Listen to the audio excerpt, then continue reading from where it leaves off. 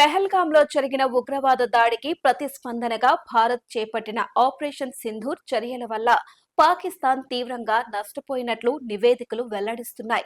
ఈ ఆపరేషన్ ఫలితంగా పాకిస్తాన్ వైమానిక దళానికి చెందిన 4 F-16 యుద్ధ విమానాలను భారత క్షిపణి వ్యవస్థలు కూల్చివేశాయి. అంతేకాకుండా పాక్ వైమానిక దళానికి అత్యంత కీలకమైన సర్గోదా వైమానిక స్థావరం కూడా ఈ దాడుల్లో తీవ్రంగా దెబ్బతింది.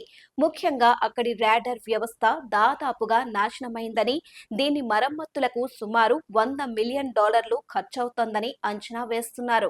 నివేదికల ప్రకారం ధ్వంసమైన 4 F-16 యుద్ధ విమానాలు విలువ సుమారు $349.52 మిలియన్ ఉంటుందని అంచనా.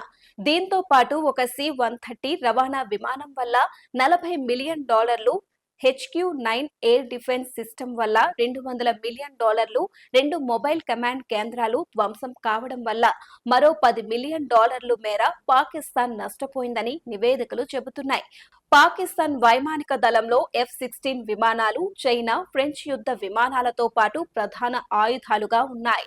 ఆపరేషన్ సింధూర్ పేరిట భారత్ పాకిస్తాన్తో పాటు POKలోని ఉగ్రవాద స్థావరాలపై దాడులు చేసింది.